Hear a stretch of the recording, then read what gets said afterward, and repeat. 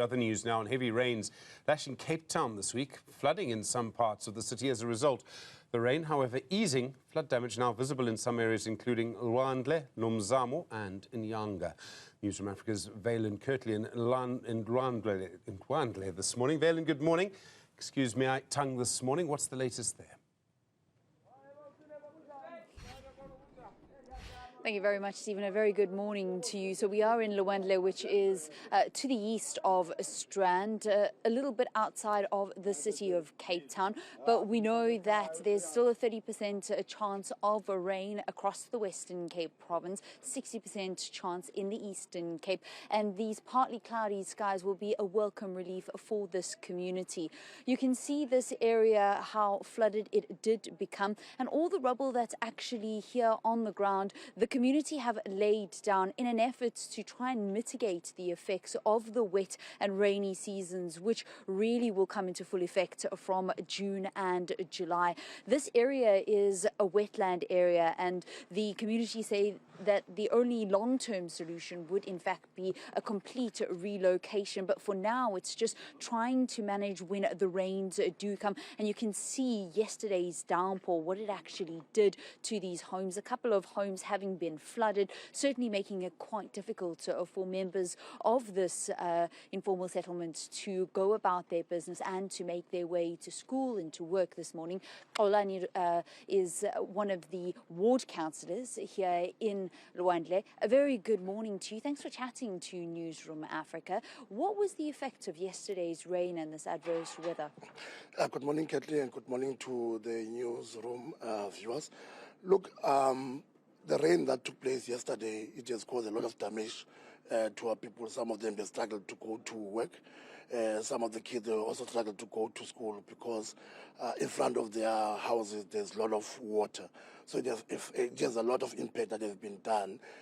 Also, as you can see, that even people are not having a free movement because there's a lot of water and mud on the street that they're normally using. So I must be honest to say that as much that we're approaching winter season, which is next month, but it's already started, people are already being affected by these heavy rains.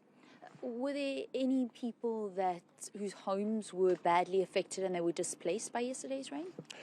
Look, unfortunately, at the current moment, we don't have people that has been displaced.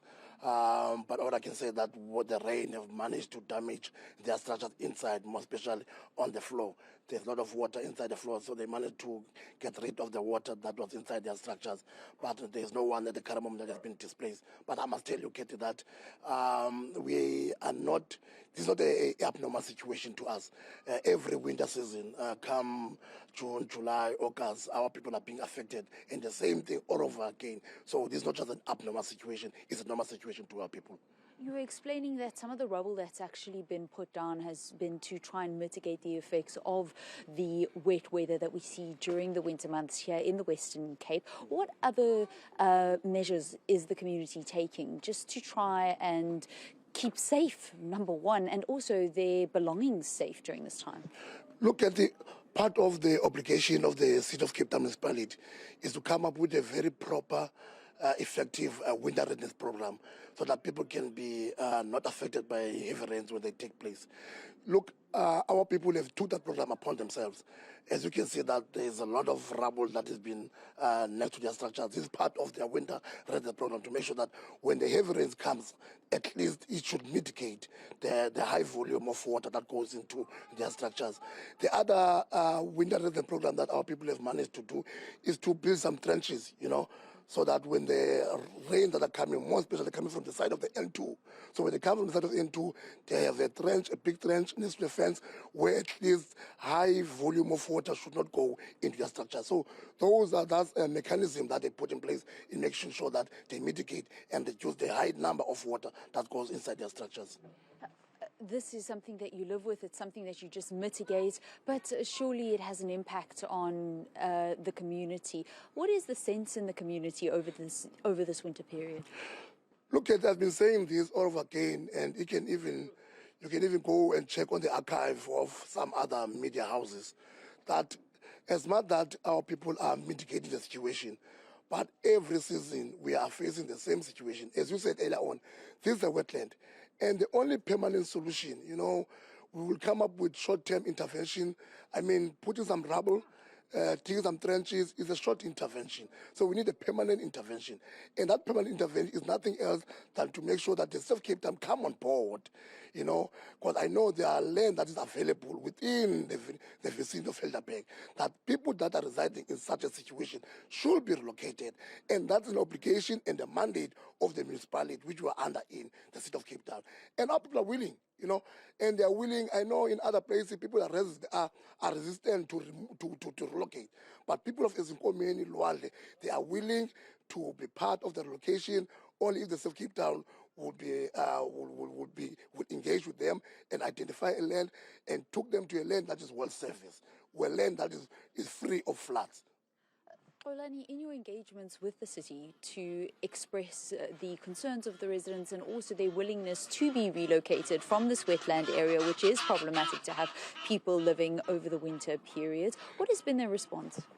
Look, Kirtley, the only response that we are getting from them is that there is no land available. But when it comes to other programs, you know, where people, where the city is acquiring land will be available.